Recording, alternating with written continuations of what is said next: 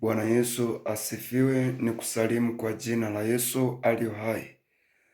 Leo nataka niwashukuru wazazi wangu wa kiroho ambao wamenisaidia kipande kikubwa nimefika hapa nilipo. Nikizungumzia wazazi wa kiroho, maana yake nazungumzia Mungu wa wazazi wa kiroho, ni jinsi gani alivyonisaidia kupitia hao.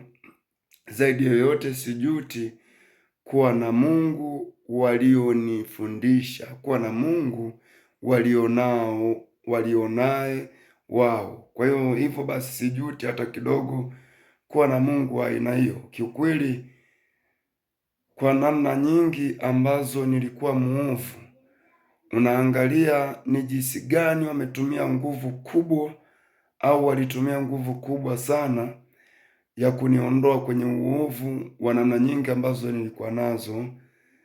Unaona, nilikuwa marehemu siku nyingi, kwa sababu huwa nikiangaliaga hata tuliokuwa nao wengine tulishazika siku nyingi, lakini waliobaki unaangalia unasema hapana, hebu tuendelee kupeana muda.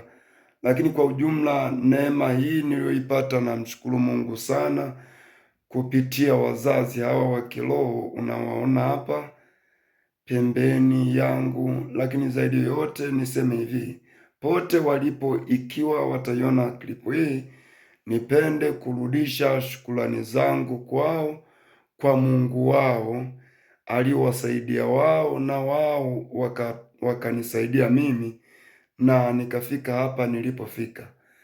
Kwa hiyo niwashukuru sana sana, sio kidogo. Lakini pia ukisoma kitabu cha Zaburi 20 pale 7 anasema hivi, hawa wanataja magari na hawa wanataja farasi, bali sisi tutalitaja jina la Bwana Mungu wetu.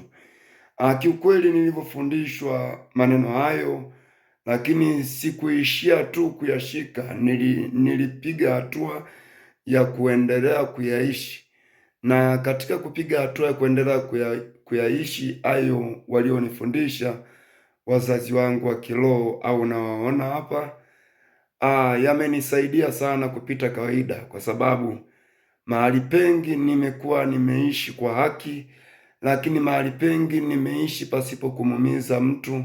Kama kuna baadhi ya watu nimewaumiza, basi nimewaumiza pasipo kujua, lakini sio kuwaumiza huku umekusudia.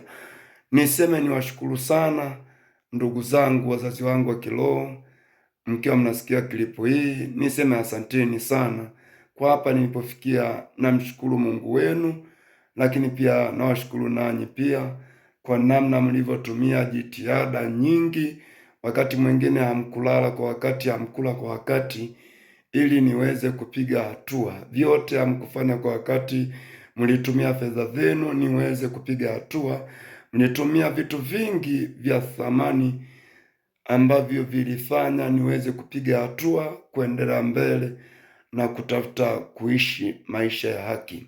Kwa hiyo basi niseme tu nawashukuru sana, sio kidogo, pote mtakaposikia klipu hii. Asanteni kwa kunisikiliza. Amen.